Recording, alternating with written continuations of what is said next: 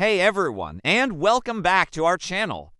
Today, we're diving into some of the most dramatic and shocking moments in history, moments when the ultimate symbol of a nation's power, its president, fell into the hands of a foreign enemy. It's a scenario that seems almost unthinkable, the leader of a country captured, but it has happened. These are the incredible stories of presidents who were taken prisoner by other nations, tales of power, betrayal, and the harsh realities of war. Let's get started. Our first story takes us to the early 19th century, to the man who would become the first president of a newly independent nation. I'm talking about Toussaint Louverture, the leader of the Haitian Revolution. While he wasn't officially a president in the modern sense, he was the governor-general for life, the de facto ruler of Haiti.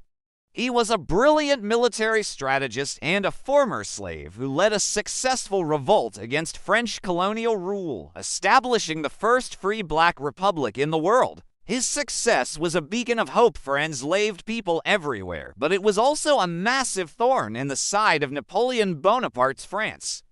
Napoleon couldn't stand the idea of a former slave colony governing itself. He saw it as a direct challenge to his authority and a threat to France's lucrative sugar trade.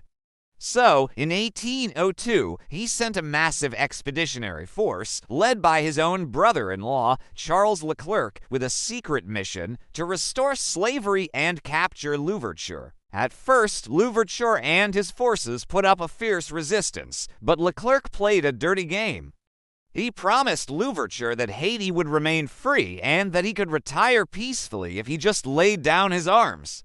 It was a tempting offer. Weary of the constant fighting, Louverture agreed to a truce. He retired to his farm, believing the war was over, but it was all a lie. A few weeks later, in June 1802, French soldiers surrounded his home in the middle of the night. They tricked him into a meeting, then seized him and his entire family. He was bound, thrown onto a French warship, and shipped across the Atlantic. Can you imagine the betrayal? He went from being the ruler of a nation to a prisoner in chains? Napoleon had ordered that he be shown no mercy. Louverture was imprisoned in a cold, damp, and isolated cell high in the French Alps at the Fort de Dieu. He was interrogated, denied proper food, and left to freeze. In his final letters, he wrote, "In overthrowing me, you have cut down in Saint-Domingue only the trunk of the tree of liberty. It will spring up again from the roots, for they are many and they are deep." He died of pneumonia and starvation less than a year later, in April 1803. A tragic end for a revolutionary hero, captured not on the battlefield, but through deceit. Let us jump forward about 150 years to a different continent and a very different conflict, the Cold War. Our next president is Imre Nagy, the leader of Hungary during the famous and tragic uprising of 1956. Nagy was a communist, but he was a reformer. He believed in a more humane version of socialism, one with more freedom and independence from the Soviet Union. When a massive popular revolt erupted against Soviet control in October 1956, Nagy was swept into power as the new prime minister. He became the face of the revolution.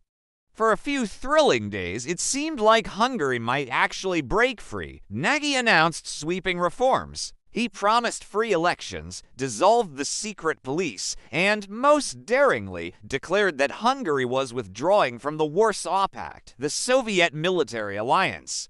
This was a direct challenge to Moscow's authority. The Kremlin was furious.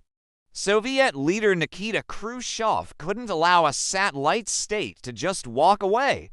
It would set a dangerous precedent. So, on November 4, 1956, the tanks rolled in.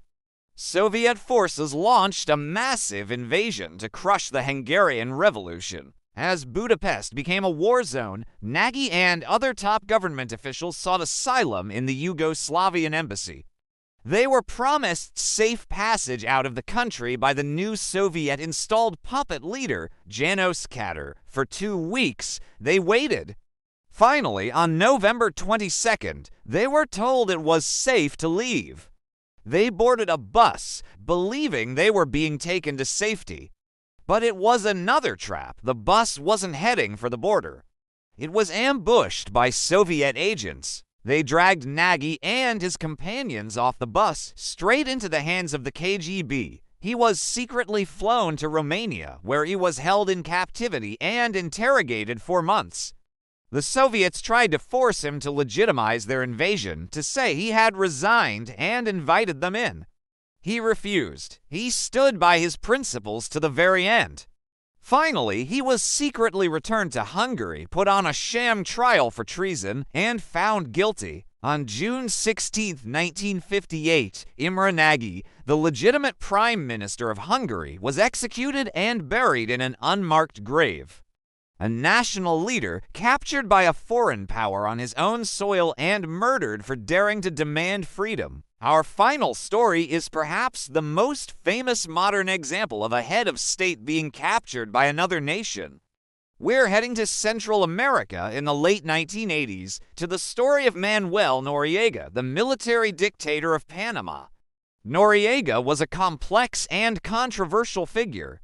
For years, he was a key asset for the United States, a paid informant for the CIA. He was America's man in Panama, helping to fight communism in the region. But at the same time, he was building a criminal empire. He was deeply involved in drug trafficking, money laundering, and brutal political repression. By the late 1980s, his relationship with the U.S. had completely soured. He was becoming more of a liability than an asset. His blatant corruption and drug running were a huge embarrassment for Washington. In 1988, he was indicted by federal grand juries in Florida on drug trafficking charges. Tensions escalated. Noriega nullified Panamanian elections he was losing and became more defiant. The final straw came in December 1989, when an unarmed U.S. Marine was killed by Panamanian forces. President George H.W. Bush decided it was time to act. On December 20, 1989, the United States launched Operation Just Cause, a full-scale invasion of Panama with the primary goal of capturing Noriega. Over 27,000 U.S. troops descended on the country. Noriega, however, was nowhere to be found. He went on the run, moving between various safe houses. For several days, a massive manhunt was underway. Finally, on Christmas Eve, he found a surprising refuge, the Apostolic Nunciature in Panama City, which is essentially the Vatican's embassy. Under international law, this was sovereign territory of the Vatican, and U.S. troops couldn't just storm in. This led to one of the weirdest standoffs in military history. The U.S. military surrounded the embassy and decided to use a little psychological warfare. They set up giant loudspeakers and blasted rock music at the embassy 24/7. We're talking AC/DC, The Clash, Guns N' Roses. The idea was to wear Noriega down, to make his stay so unbearable that he would have no choice but to surrender.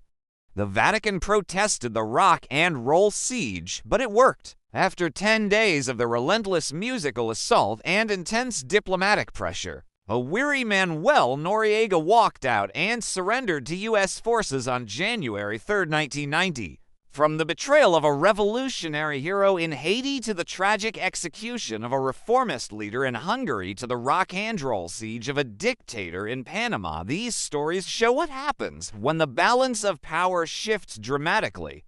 They are reminders that in the brutal world of international politics, no one, not even a president, is untouchable. History is filled with these incredible moments that sound like they're straight out of a Hollywood movie. What do you think about these events? Do you know of any other leaders who were captured? Let me know your thoughts down in the comments. Thanks so much for watching.